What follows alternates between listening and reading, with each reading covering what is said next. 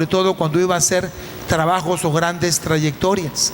Por lo tanto, había que estar listo, el bastón en la mano, había que comer deprisa, porque se acerca la Pascua, o sea, el paso del ángel exterminador que cobrará la vida de los judíos, de los israelitas, de los egipcios, y salvará la vida de los judíos, que empezarán su salida, su ida, su paso de la esclavitud a la libertad de los hijos de Dios.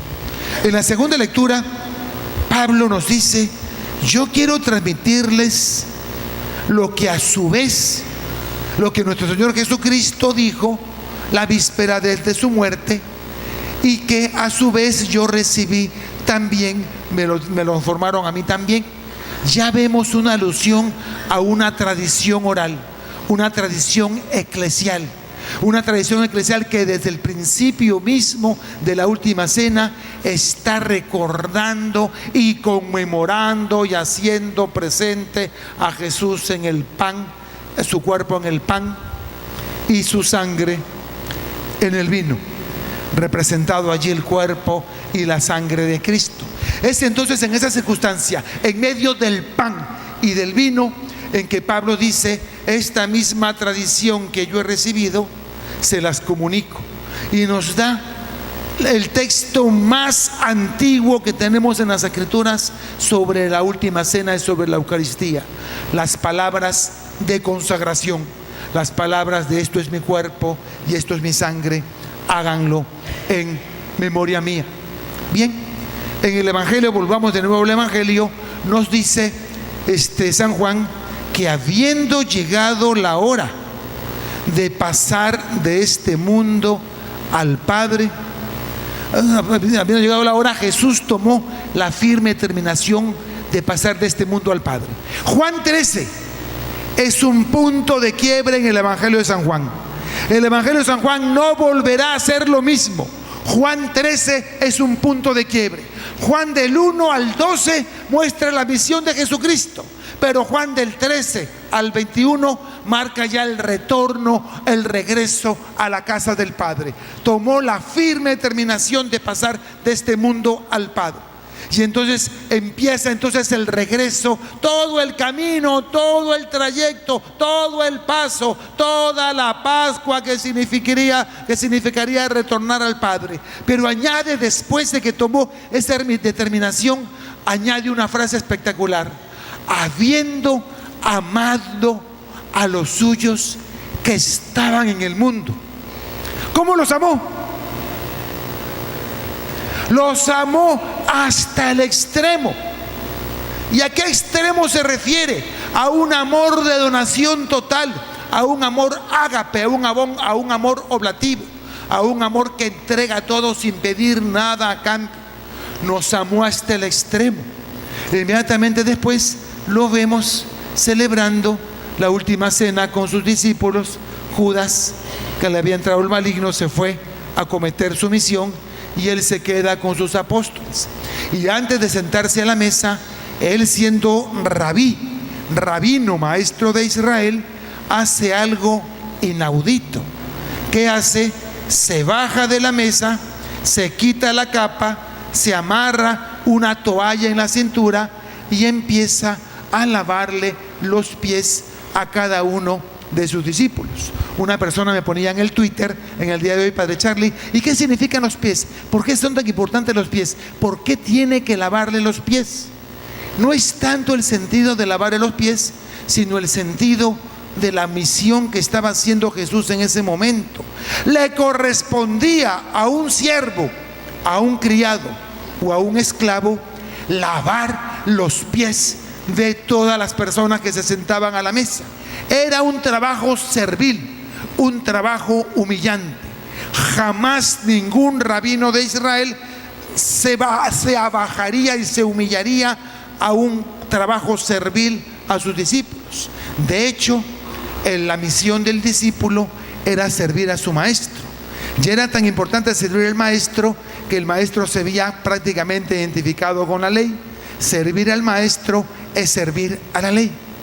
Por eso era inaudito que la ley se bajara a lavarle los pies a sus discípulos. Pero Jesús estaba íntimamente interesado en devolverle el sentido humano y de servicio a la ley. No se hizo el hombre para cumplir la ley, sino la ley para servir al hombre. Y eso fue lo que decidió hacer, y lo que decidió hacer cuando se puso a lavarle los pies. Y le lavó los pies a uno, le lavó los pies al segundo, le lavó los pies al tercero, hasta que llegó a donde Pedrito. Pedrito se sintió humillado. Señor, a mí no me lavarás los pies jamás, de ninguna manera. ¿Qué te has creído? Tú eres mi Señor. Y el Señor le dice: mira, Pedrín, si no te lavo los pies, no tendrás parte conmigo en el reino de los cielos. Por lo tanto, deja que te lave los pies. Así es la cosa. Entonces báñame enterito. No seas, por amor de Dios, no seas extremista. El que ya se bañó, y espero que te haya bañado, apenas ocupa lavarse los pies.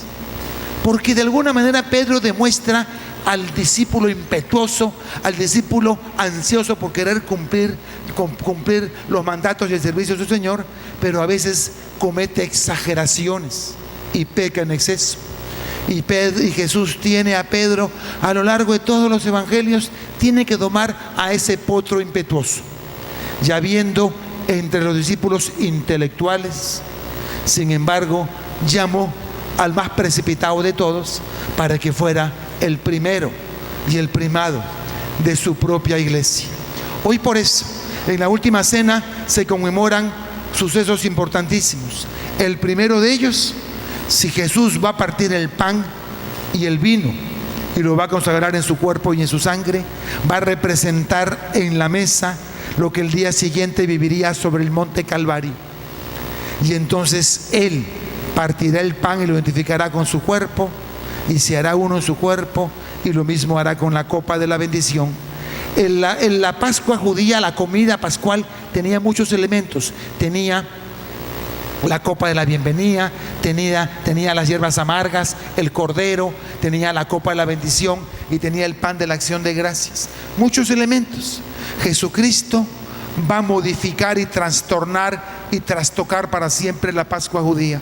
En la Pascua cristiana desaparece el cordero, porque Jesús mismo es el cordero que quita el pecado del mundo. Y en los elementos que rescatará Jesucristo será la copa de la bendición y el pan de la acción de gracias, será los que los colocará como elemento importantísimo para la nueva Pascua cristiana, con su cuerpo y con su sangre.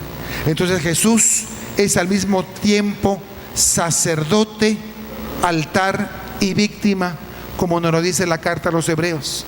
Será sacerdote al partir el pan y proclamar las palabras consecratorias. Y es por eso que hoy la Iglesia Católica conmemora la institución del sacramento del orden sacerdotal. Cuando le dice: hagan esto en memoria mía, estaba ya consagrando a los sacerdotes eternos como Él, continuando su ministerio sacerdotal a través de sus discípulos. Y lo mismo con el cáliz de bendición. Hoy los padres aquí presentes, apenas terminemos la homilía, renovaremos nuestro compromiso sacerdotal, y un miembro de la comunidad parroquial, en representación de toda la comunidad parroquial, nos tomará ese juramento de renovación de nuestras promesas sacerdotales. Y después pasaremos con el lavatorio de los pies. Se acostumbra siempre a agarrar 12 apóstoles. Sin embargo, no importa el literalismo, sino la significación del hecho. Y en esta oportunidad no vamos a lavar los pies a 12 personas, a 12 hombres, a 12 monaguillos, a 12 catequistas, sino vamos a coger a una familia. ¿Es que acaso la familia no es la iglesia doméstica? ¿No es la comunidad de discípulos más pequeña que existe como célula de la iglesia? Entonces será una familia de la iglesia, de nuestra parroquia, quienes a los que les lavarán